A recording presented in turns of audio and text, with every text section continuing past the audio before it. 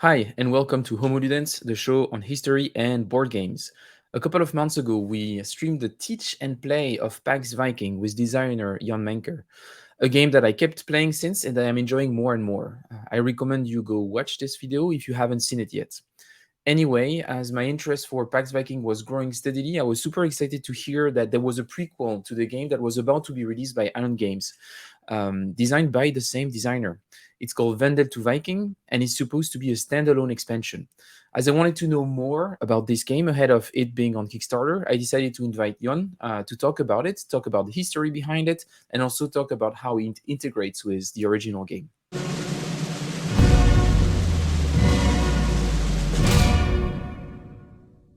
Hi, Jon. Super happy to have you here with us today.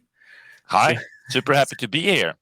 good, and thanks for taking the time. So, for the people who will be watching this, won't know, but it's a Sunday morning. It's raining outside, so we took the Yeah, time to actually maybe not on your that's side, true. but on mine No, it is. it's quite clear and a nice weather here actually, in Stockholm where I am. Well, in London where I'm sitting, it's really bad. It's really bad. But Yeah. I hope that Okay. after the interview, you can enjoy the sun for two. That would be nice.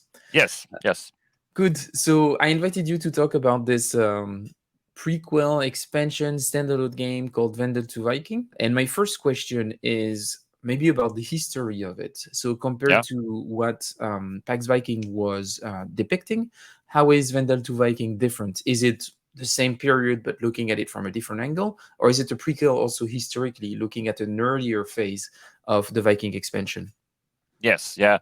Excellent question to start with, and that is a different time period we are in here, and of course this is how we do games. We want to be correct in what we portray and so forth, and it also is part of the name Vendel to Viking. So Vendel is the era that comes before the Viking era, much less known, sometimes known under a different name, but in Swedish history it's called the Vendel era. So this goes from 550 roughly to 800 roughly, or usually 793 is the year that is called the starting of the Viking era. So that's why we kept that in this game. So this game has a time axis going from 550 to 793. And to say a little bit about this time period, it's a Rome has just fallen, and there is a lot of turmoil and things, falling into new places and coming together to form whatever Europe became after this. And one thing that Europe became after this was, or what became in this new time was the Vikings. So the technologies, the practices, much of their futark, their writings, their mythology, and so forth, evolved a lot during the Vendel era. So it's a very interesting period.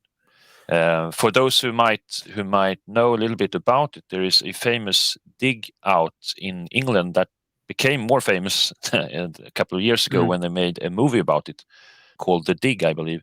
It's a place called Sutton Hoo where they found a very rich archaeological find from this specific era. Yeah, so that's similar graves have been found in Sweden as well. One of them found, or maybe several of them found in a place called Vendel, which today is a very very small town Yeah. northwest of Stockholm. But it supposedly was some kind of center back in those days, and that little place has given the name through this historic part of So Swedish Nordic history. So if someone were to play back to back Vendel to Viking and Pax Viking, like they would cover almost all of the Viking era from its emergence to its peak, right? Well, it's no in two in two ways. Because first of all, this is not the Viking era. The Viking era starts at 793. Mm. So technically, this game does not cover anything of the Viking era. It covers the prelude to the Viking era. And then the second thing is that Pax Viking takes place around 950. And a bunch of years onwards. So Pax Viking is a game where each turn is a year. So it's really a small snippet, the pivotal time when the formation of unified countries in the Nordics, one of them being Sweden, was a thing. And before that, there was quite a long time when jarldoms were the structure. So this doesn't give you a complete image of the Viking era. And I have actually, which is kind of not something I've said publicly before, but I have two other ideas for Viking games that would fit into this puzzle and make a more complete Viking prelude to end saga, so to speak. But And that yeah, was my follow-up question, because there are some gaps between the two games and they have different scales and everything. I was actually wondering if you were thinking about having other games to complete this full arc yeah, to yeah, actually. So you have some yes. plans. Can you tell us a bit about it, or it's too soon, or can you just tease It's a I bit? mean, I can say one would obviously be more similar to well. So first of all, I want to make this game very different mechanically, and as you will see, Vendel to Viking is has a lot of things going on that is not at all the way things are done in Pax Viking. So it's a completely different game, and that's how I want it. Then, of course, player colors and some art styles, the art direction of the map, and so forth, are kept just to make the game feel connected to the others. But as a game system, it's really a different thing, and that's the way I want it to be with the other games as well. However, the plan is to make a game about the Viking era, the gap, so to speak, between 793 and the millennia, and that time-wise would be similar to the time scale in Vendel to Viking, where each turn is roughly a generation. Whereas the fourth game, and I don't know in which order I will make these, would be more of Pax Viking scale 1 year per turn, or maybe even less, because I have ideas to make that a more of a strategy game. So it might be, battles on that scale. That sounds super interesting. And as you know, Jon, you can come whenever you want back to actually talk about Yes, those games when they are about to be out. yes, I'm yeah. really Well, looking forward to it. I really appreciate the focus and the way you approach games. So I most certainly will come back. Thanks, Jan. But no, I think it's great, and the reason why I want you and that to be here and talk about this is that I've had for some times being disappointed by the way Vikings are depicted in board games in general. Not Yeah. all of them, but I think that by far your game Pax Viking is doing an amazing job at doing it. So I'm just curious to have more coming from you. That being said, now that we're talking about history, the context, there is one thing that I noticed on the page for Vendel to Viking on Iron Games Design website is that there is a partnership with a company called World Book, and I Yeah. was wondering what was this partnership about. So what kind of company World Book is, and how did it impact the design process um, or Okay. Yeah. development? I'm happy you bring that up. So World Book is yeah. So World Book is on the you can see the logo later when we look at the tabletop simulator, or you see it whenever you go to places where this box or anything is. So World Book approached us a while back, I think like 1.5 years ago, and they are a very cool company, I think, and we have and in short, they publish an encyclopedia for kids. That's their main, goal or product. And then around that they have a bunch of other things. They publish educational books, other special books on a special theme or so, fact books, always fact books. They have a web service and so forth. They have been around for a long time, and when we went into this, we asked a bunch of people, everyone, 100% that live in the United States have heard of World Book and know what World Book is. 0%, 0% of those we asked elsewhere had ever heard about World Book. So it's a United States thing. Yeah, I Uh, had never heard about it ever no, before, and and I've been living across Europe, and I've like in none of those countries I was exposed to that. no, So yeah, no, it's completely unknown. But it's cool, and they have this. They have done this. I don't remember the exact date. I think since 1918 or 19 something like that. So a little bit more than 100 years, they have published a encyclopedia for young people, and they have done other cool stuff. They were the first company to publish an encyclopedia written in braille for blind. So there was like 50 volumes, but they did it. So yeah, and have they have great values. We think we share the values they have about, accessibility, equality, and doing good in society in general. So we really like them. And then they wanted more games, and more quality games in the product line they have. So that's where the collaboration came from, and it's a kind of licensing deal of sorts. We can use their logo, their know-how. They check the facts in our games, and we get access to uh, their network of business to business retailer and distribution and such. That But also we then give them very good game material into their product family, and hopefully can spread the awareness of World Book outside of the United States. That's interesting. So this is touching upon a bit more on the business side of the part of the hobby, but that's something that I've been interested in. There is something that I've never really understood is how come in 2022 we still don't have more historical games in bookshops. Like I'm thinking, for example, Yeah, at Foils in the UK, but it's the same for. And I know that some publishers manage to do it. I think that Academy Games managed to have some games at Barnes and Nobles. I know that yeah, Osprey managed to have some game at Falls, for example, but it's very limited. And yeah, it's interesting to see that there is finally convergence coming there, like taking games seriously from a book standpoint and seeing that it's a yeah. relevant medium. Do you think that this collaboration ship is going in that direction, making sure that potentially in the future some historical games from Iron Games Design are potentially going to be findable in the US in bookstores? Now we're derailing into an area which doesn't have anything to do with Vendel to Viking, but which I think is extremely interesting, and it's even so interesting that it's one of the core visions of Ion Game Design, which is that part of it is to make board games like do what we can to make board games more important in society in general, to take it seriously to a level that we have some kind of impact. I mean, we don't have hubris. We don't think we're going to make an enormous impact, but we will aim to, and rather aim to the stars than do nothing. So we hope to be able to impact this and affect it in many ways. The use of board games in education, what you're mentioning, that it's seen as something that is natural in a bookstore, for example, that you find it the way you use it and understand it is looked upon as a serious part of our culture. So it's not it's on par with other things such as books, operas, music, and so forth. Digital games is getting there in a way because it has so much traction in society today, but we want to make a case for this for board games as well.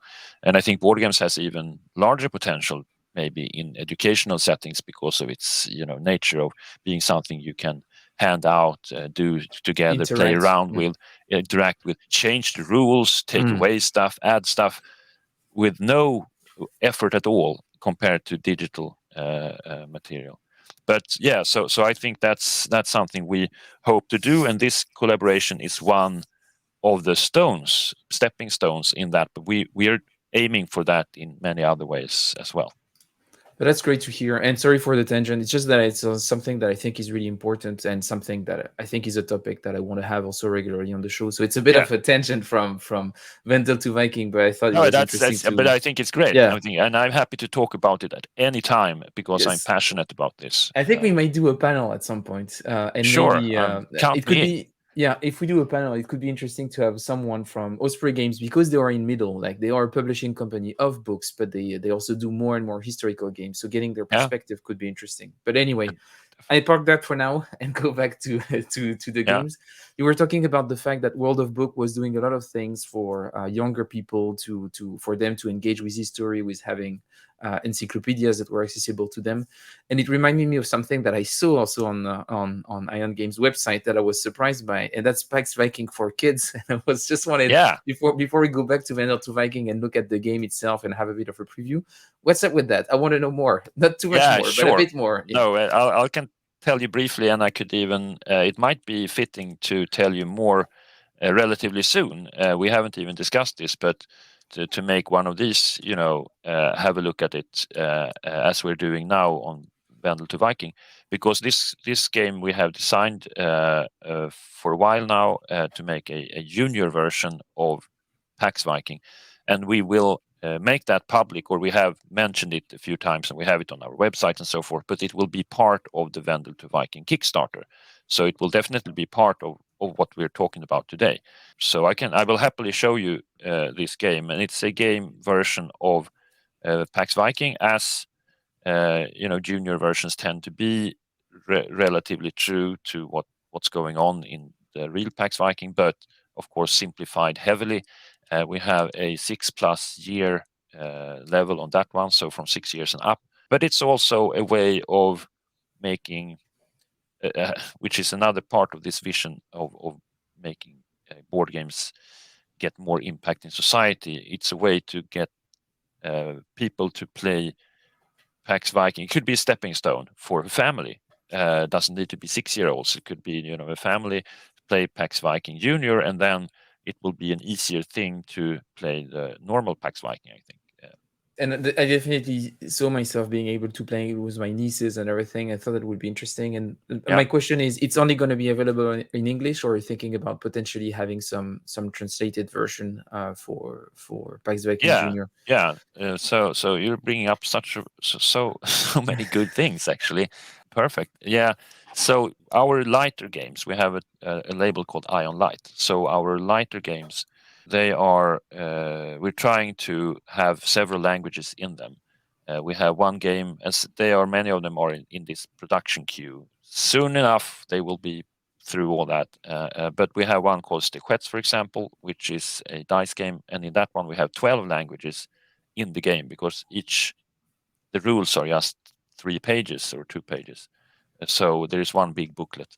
We're doing another game called Stequets Moomin, which is about the Moomin, and in that one we have 3 languages now, but we plan to have even maybe 14 languages in that one, and those will also be included. So the same with Pax Viking Junior, a bunch of languages, not sure how many yet, but we plan to make that. And in that case, maybe work with our license partners, as distributing, prime distributing, if they want, and so forth. So we still want to collaborate with them. But in these cases, we do the rules ourselves, and thus trying to make the language or the other components in the games language independent. That's what I was about to ask. Yeah. Yeah.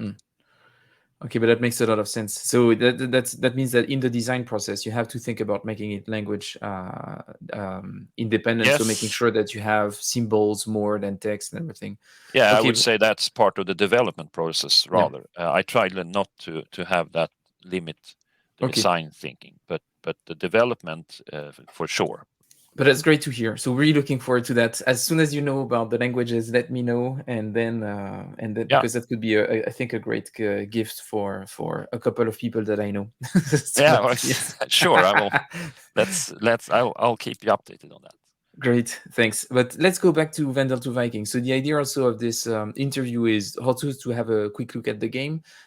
So we have it here on TTS. So there is a prototype module here, and the idea was just to give, maybe if you can give us a bit of an overview of the game, and I'll ask some questions, and we can already see, for those people who have played Pax Viking or watched the video that we did with you, the art style of the map is very similar. Like it feels like it's almost the same game, but I can see already that even from the way the map is laid out, it looks like it's a bit different already. And if I look at the board around, like those player mats, what it seems with the tree and everything, and the different layouts on the left and the right, that looks a bit like a tech tree or something. It looks extremely different. So I'm really curious. Can you give us a bit of an overview of all those different components? Yes, sure. So overview of components first. Then this is your player mat, which is also, well, that's in Pax Viking. This would be your Jarl board. The game is this is completely different game, and this is my design goal as well. So I won't say much more about how this is different in Pax Viking because most of the things are very different. It's art stuff we kept, and some, the shapes of the ships. For example, we kept the round tiles, general layout of the tiles, and the name of them being ventures. We kept the art style of the map, as I said. We also kept the action selection system, but it's done in a completely different way. But at the bottom of this one, there is information about that, the different action. I'll mention them later. But other than that, this all the mechanics and how the game plays out are completely different. And to take note, this is not a PAX game to start with. Yeah. Hence, it's not called Pax Vendel. It's Vendel to Viking. So in this game, you win by having the most points at the end, and no grab the victory style. Yeah. What kind of game would you say it is more like if there is like maybe a Well, family it's a of game? so yeah, it's a worker placement game for sure. You have the workers, or they're called family members, but it's also sort of an engine builder because of, as in Pax Viking, all of these could have special abilities linked Mm. to the location. So and in this one, and now I'm continues to compare to Pax Viking, but in this one, it's much more of finding those combos of actions rather than finding a combo of in Pax Viking you set up for the grab the Yeah. victory thing, but here you try to find a combination of actions that you can repeat and build to stronger to make it stronger because of how they are linked together. And Um, what games would you say inspired you most for the different bits? oh, Yeah. that might be an odd range of games, but and I generally, when I do design, it's generally not based on another game. I would say, but the how other games affect the design process is more of small bits and pieces here and there that I use as a solution or something that I try to. Okay, how could this be done well? And then something comes to mind. But I usually start with some little idea, and that's what is steering the game is always the facts behind the theme, even on mechanics and everything. But let's say a few of them. Of course, Pax Viking has inspired how some of these things are done. Obviously, the Mm. market over here is actually inspired by an older game of mine called Expedition Zeta, which is a travel to other galaxies game. This, to be honest, this board, the achievement board, I would say is inspired by a game called Path to Exile. It's a digital game, and their talent tree and how it was laid out and what it led to. But it's also a little bit inspired by tech trees in general, Yeah. civilization style games. But what else could I mention about styles? Well, I don't really know where, but I know this thing about getting individual missions is a way of tweaking things in a game that I really like. Yeah. And so that's relatively important in this game. And and I guess those missions, like each players are gonna draw Yeah, specifically to them, right? yeah, Yeah. exactly. Okay. So you So have your own objectives. Okay. Yeah. yeah, and And and furthermore in this game, so I'll just talk you through the components while yeah. setting the game up, so to speak. So let's say we are this player here. I'll set this game up, and I grab my family members, which are these ones over here, and they're supposed to be placed onto The these board. locations here, and that's just to make it easy to understand what they can do, because when you look at this board, there is text there saying, so this what you can do with it is next to it. So these are the family members where you do actions with, and each family member can do its action, merchant, but it Yeah. can also do any of the three basic actions. Mm. So this one can do four different actions: journey, activate, invest, and merchant, any of them. This one can do journey, activate, invest, and settler, and so forth. So you have, and then you have 6 different kinds. So there are 6 special actions, so to speak, that can only be performed by a specific family member. But these 3 can be performed by any of them, and they are performed as they are when they are out on the map. They can perform actions there. Here it's just a supply. But you have a bunch of them over here as well, and this is where the game starts. And I'm personally a fan of how I made this, if you can say that. It's always good Uh, to be a fan of yourself. I think it's really yeah, well, important. I, you I should. subscribe to this. Yeah, it's really Yeah, fun. you should be proud of what you're doing. So in the standard, I mean, that's so we have 2 sides to these player boards. Yeah, okay. So it's on the back side. There are 6 states on one side, which are 6 different player boards, Mm. and then there are the The two sides. Yeah. the standard side on the other side. And in this one, it says, so here you should put the legendary card, here you should put the hard card, here you should put the standard card, and here you should put the device card. And it also tells you that here you have to put 2 gold coins, and here you're putting family members. And you kept a And bit this idea of the different types of victory condition from Pax Viking. I think with the same color coding, with the easy victory yeah, condition, the normal one, the advanced one, and the yeah, it's fun. so that's true. That's another art thing that is Yeah. kept. But this one, so if we look at one of these, maybe take a novice one. So it says just how you can gain points at the end. At the end of the game, have more silver than any other player. Pretty straightforward. And then you get 3 points. If we look at this one, at the end of the game, have more ancestors than any other player. If tied, only gain 3 points. This is also very straightforward, but much harder to achieve. And that's why it's a legendary, and here you get 9 points. And that's the way they all are. Sometimes they're more complicated. At the end of the game, have more formidables in your tree from the Gunvik region than any other player, if tied. So And then it's linked to a certain region and so forth.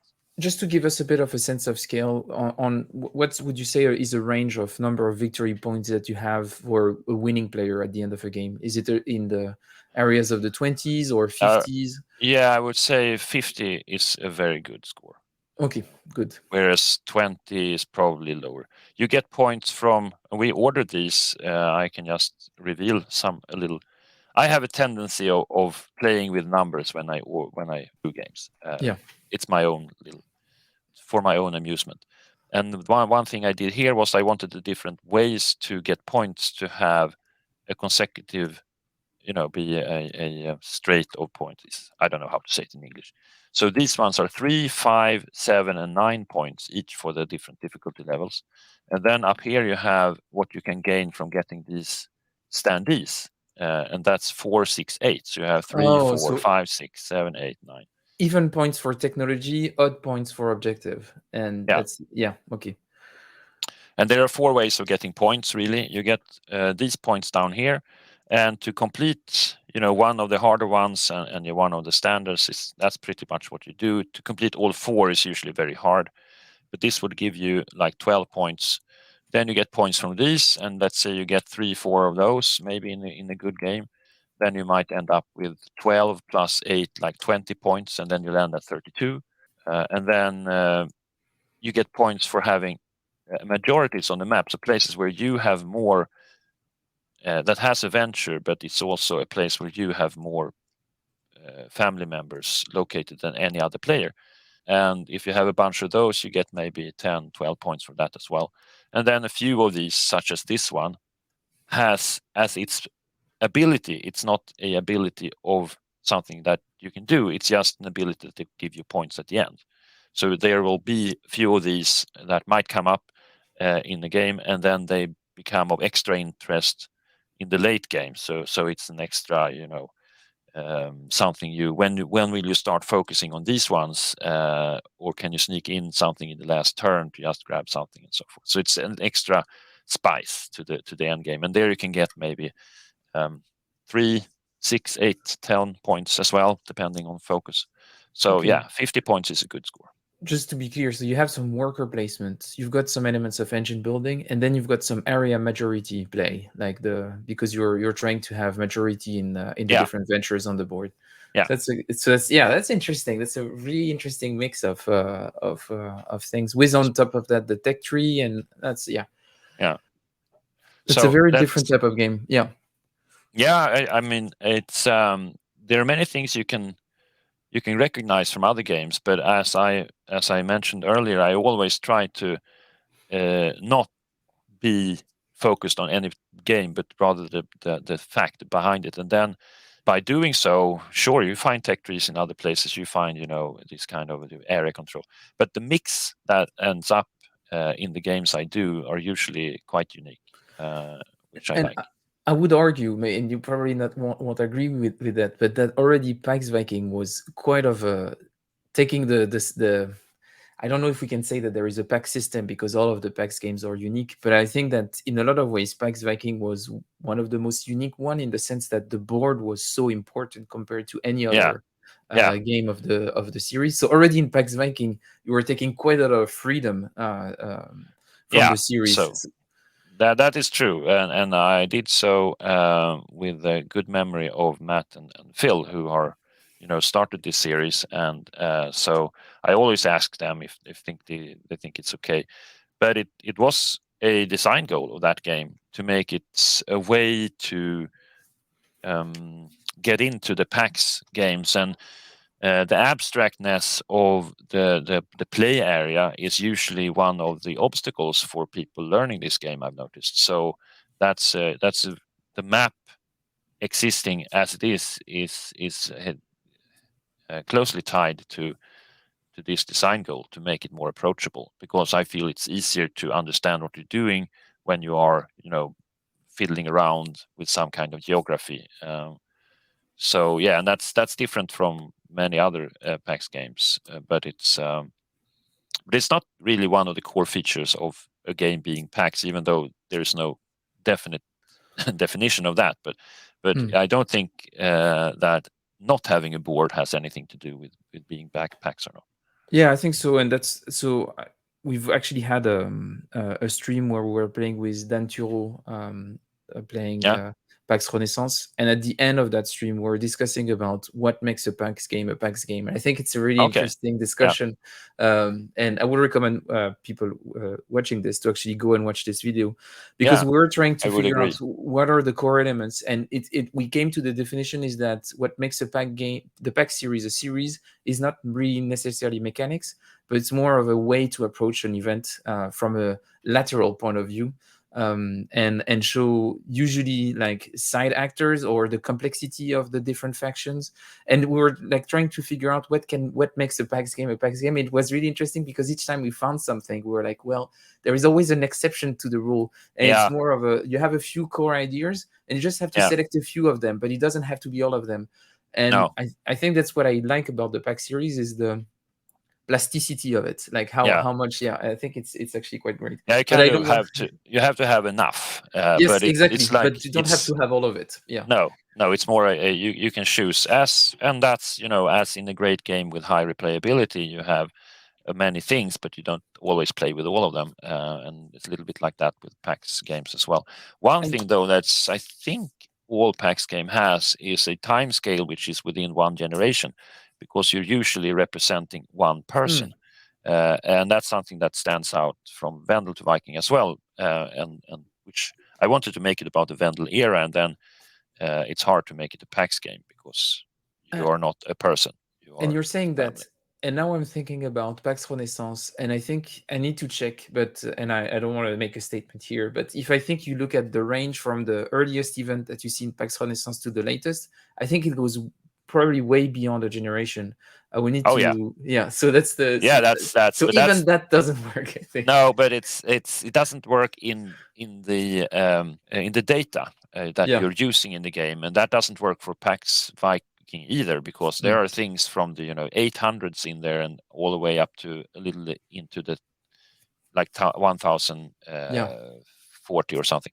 No, but it's who you are as a player, and Yeah. since these are not simulations, we just tend to. Mm. I had roughly 970, which was the year when the end condition backdrop for end condition in Pax Viking was happening in real world. So that was when the first king, recorded king, counted as a king over a unified Sweden, came to power. Erik the Victorious, which is part of the game as well, of course. But that's there, and the 100 years back and forth from that one was the loose guidelines for what kind of events we're going to bring into the game. But as always, the games are more of a sandbox, and there's not a simulation. Yeah. So in that case, things that happened in this particular play session, things that happened 100 before these persons in Pax Renaissance, for example, lived. Well, in our version of this history, that it could It likely have happened been earlier. earlier. It could have Yeah. happened earlier, yeah, or later, or That's whatever. interesting. So it's there. There's a relative to the area, okay, to have in there. And we And are at the moment developing a game called Pax Hispanica, which is about the Caribbean and pirates and stuff. And that's something Phil is working on. And the same thing there. This is about 1558 to 1648, I think. But stuff from around the edges and a bit out in the other earlier and later are allowed to be part of it as well. And going back to Vendel to Viking and Yes. because we always get sidetracked by Yes, we talking back do. about the pack series, but so the advantage of the pack series is that all of the tiles or all of the cards in all of those games is a way to put some history, and this is Yeah. like one of the biggest vector of history to put into the game, those cards. In a game like Vendel to Viking, how was your way for you to put history into the game? Yeah. Well, this is a game based on history, so then everything is been saturated by inspiration from history. So I can just go through a few things. The map, if we look at that one, all the places here are places that were relevant to the time and with names relatively linked to the time. And here we have, design decisions or development decisions, such as are we going to call these places by the people living there, or the culture, or the area, the geographical name? So we try to streamline that, and we have Björn, which is part of the Ion team, who is a real history nerd. So he helped out in this, and then we always also check, of course, external experts and Wikipedia's or encyclopedias, and now also World Book, of course, just to feel to get the right feel of it. But there is no question about this should be historically correct. It's not like I'm going to invent names or anything here. So German Ocean, for example, is the name of that region. So there are three regions on the map: German Ocean, Gandvik, and the Riverlands. And Riverlands is not really a thing; that's kind of invented. But this one's tells you that the map was kind of inverted at the time. The inner parts of countries were very hard to get to, and you only lived there. You didn't have a lot of transportation. The seaways were where it happened. So that was the Gandvik Seaway area, the German Ocean Seaway area, and then that's the Riverlands, where to get to places the rivers were the way to go there. And if you look at the ventures, as with many other games, Pax Viking included, there is the things on these are things that were actually a thing, being an event, being something that was evolving a lot during this time, or important for some reason. Herbal gardening was chosen here in this Gandvik tile, and at the bottom there is a little fluff text telling about the history behind this. Dill, parsley, black mustard, carrots, and beets grew popular. So something happened here, and we try to, share small bits and pieces of what we used as an inspiration. And just to say the last one, this little expose, or so here we have Charles Martel, for example, for all these 120 individual cards, which all have individual portraits by Madeleine, who is fantastic at doing this, by the way. And she's not doing it generically in any way. She's actually doing portraits. All these 120 are real people it's hard to talk about this period, or not talk about it. It's easy to talk about it, but it's much harder than, for example, Pax Viking or the Renaissance, because many of these things are just legendary fairy Yeah. tales. But as far as we have been able to, we have chosen from writings and such from the time, real names, and try to write something about who these were, such as Charles Martel, a Frankish political and military leader who was the ruler of Francia until his death. So a little thing about what did this guy do. And in in Vendel and Viking, you try to make alliances or get these people to be part of your family. So one important thing is that you have them on this board, and Mm. you then invest in them, and they end up in your family tree. So you can see kind of which historical figures made your family into a powerful family, and the story being then you evolve into being one of the jarls Yeah. in Pax Viking. So It's interesting that you're actually building a family's history. yeah, That's actually quite great. But yeah, okay, but that makes a lot of sense. But I think that looks really great. Now that we've seen a bit about the game, we talked about the history. The only thing that I would like to talk us about, and just to conclude, is just maybe like some practical infos on the campaign itself. So when is the Kickstarter campaign starting? well, the campaign is starting on Tuesday, when So we the are now on 25th. Sunday, so Yeah. 25th. Yes. So hopefully the Um, video should be out around the moment of the starting of the campaign. How long is the campaign gonna last? I think it's 20 days or 21 days. That's usually 21 what we days. have. Okay. And So you that's an yeah. okay, but that's yeah. And what's your goal for the campaign? I don't remember. You don't remember? Basim is handling these Yeah, things. okay. It's usually 10,000. So it's also worth noting this game has been on pre-order, so we're trying different ways of uh, making a game, presenting a game to the players and to the market.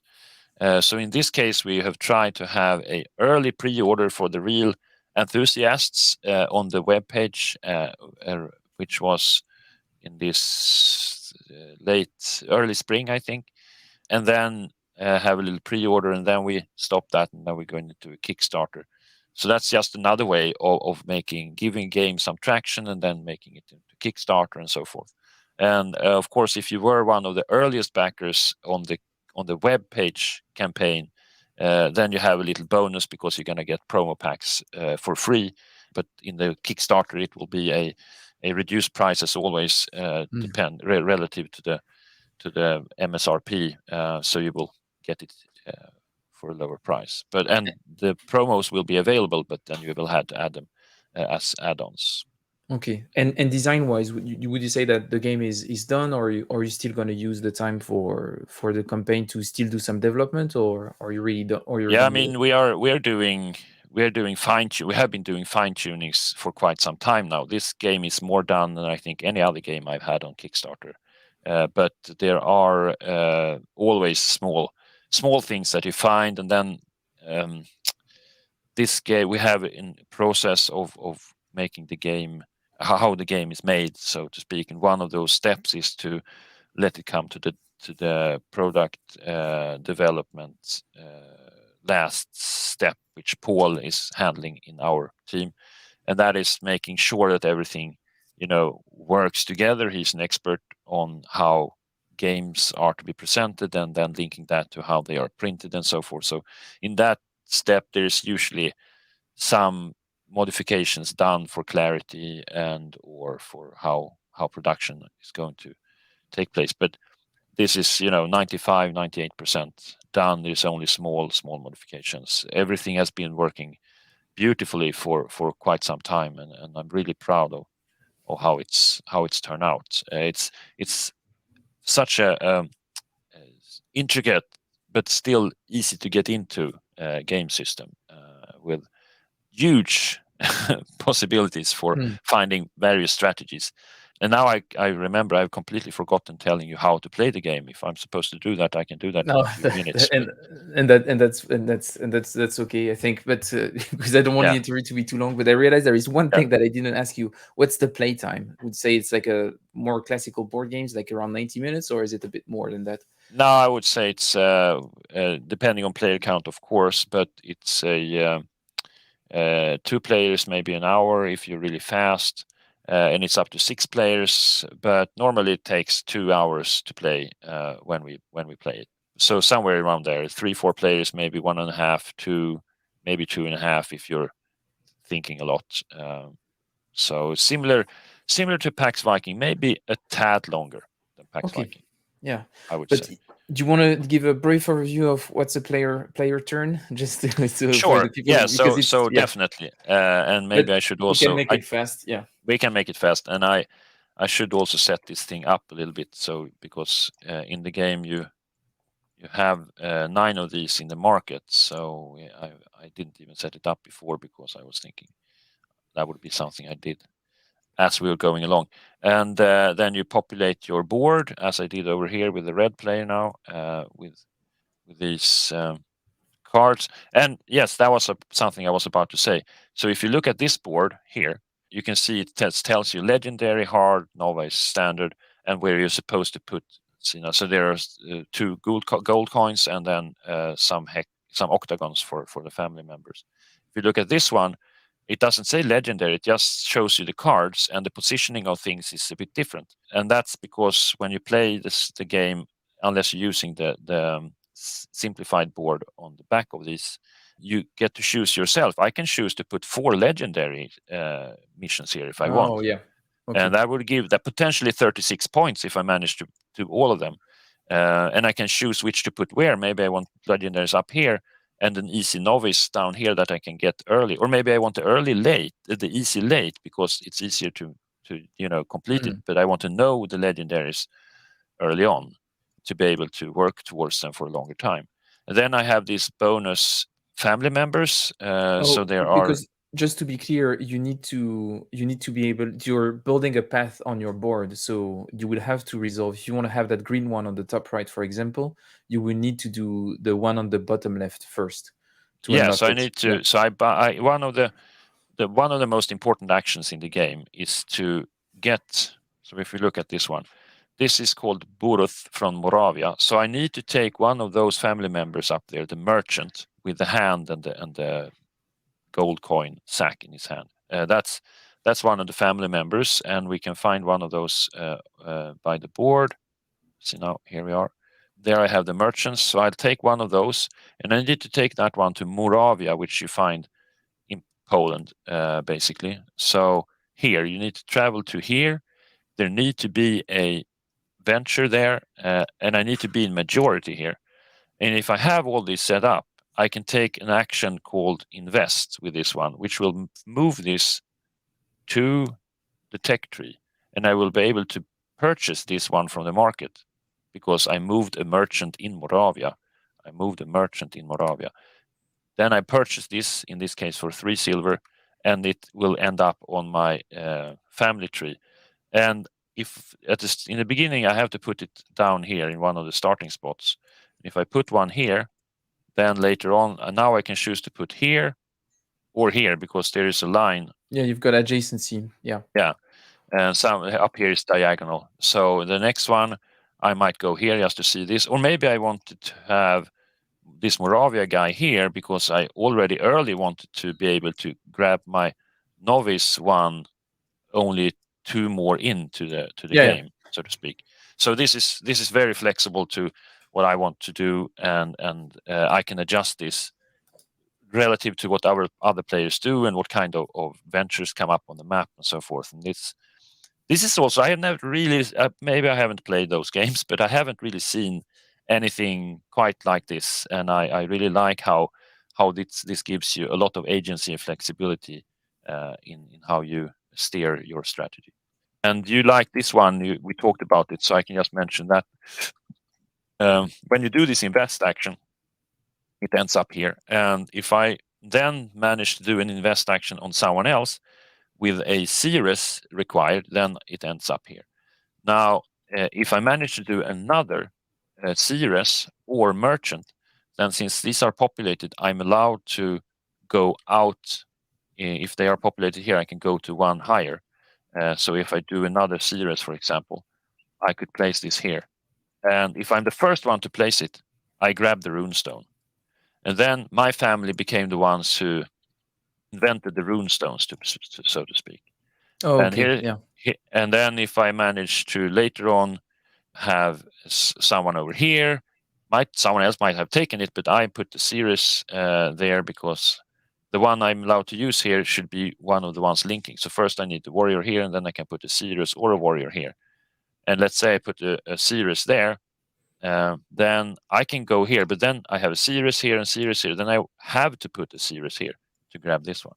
That's So what you've I mean. got A a bit of warrior. a spatial puzzle on the Yeah, there's a little bit. on the tech tree to figure out which rune you're going to be able to get before your opponents and everything. Yeah, exactly. And you go, if someone is starting down here, maybe that will be motivation for you to skip the series and instead go for one of the shipwrights up here, or the settlers on the ones you're scouting, where you find going on here on the market board. Yeah. Okay. And the market board in itself is a little mini game. So if I take this one, which some people have really enjoyed.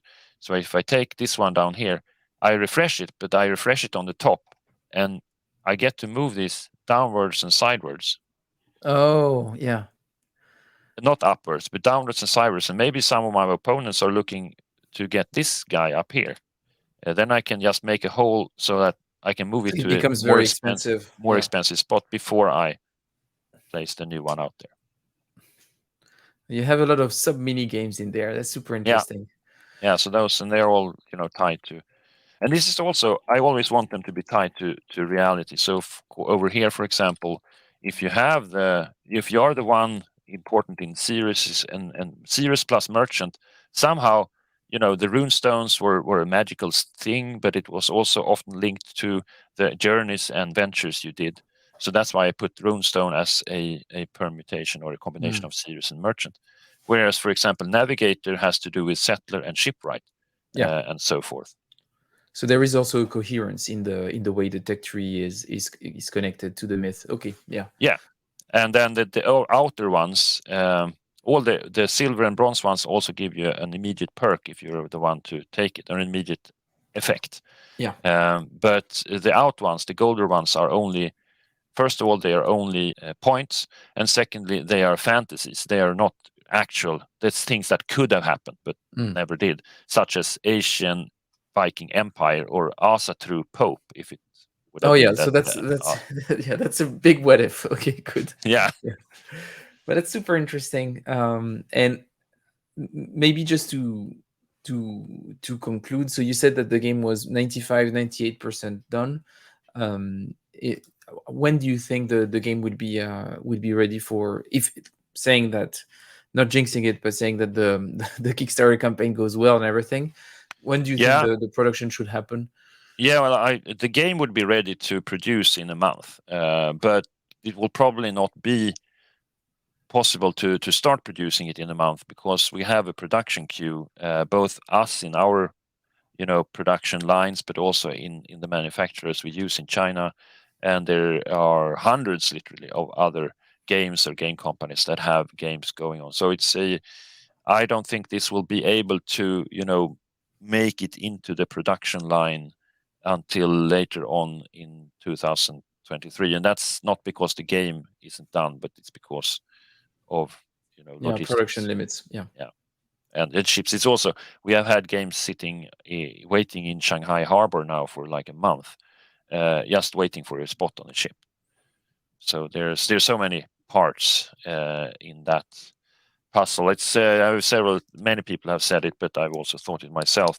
It would be A a great very game. interesting game. Yeah, yeah, that's what I was Yeah. thinking, because you have the production queue, you've got the shipping queue, then you've got, yeah, because Yeah, you've got to wait for a spot to be on a boat. When the boat gets into the US, you have to be yeah, on a boat for the boat to be exactly. And unloaded. then Yeah. you have, it could be Yes, strikes, it could be, have the VAT situation, you have yes. marketing. It's, yeah, so many. And then you've got a country that decides to go out of the European Union, making things a bit more Yeah, and maybe complex. even a country that does something else to another country, and Yes. things gets messed up. There's so many things can happen in that kind of. Yeah, an interesting idea. Just putting it out there. Someone could Yeah, make a game about it. Good.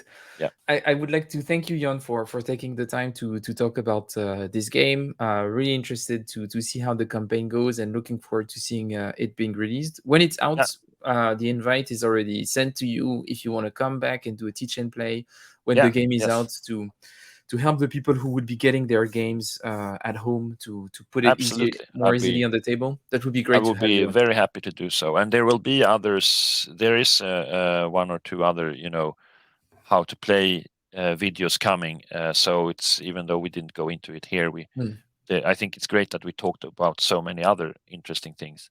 But there will be other gender gaming, for example, and heavy cardboard, and maybe others that will tell you how to play the game. So there will be videos already in the Kickstarter. And but I wanted us to focus to talk about the design process, the Yeah, history, and I think we covered that. yeah, That's great. And you can come yeah, back on the show to play the game when the yeah. game is Sure. out. That will be Yes, great. sure, no problem. And I But I love will. talking about the things behind the game. All these. I really like the things you bring up to the discussion. I'm happy that you do. But that was great. Thanks again, Jon. Have Thank you. good luck for the campaign, and see you soon Yeah. on the show. Yes. I hope you all come to the campaign and find it to your liking.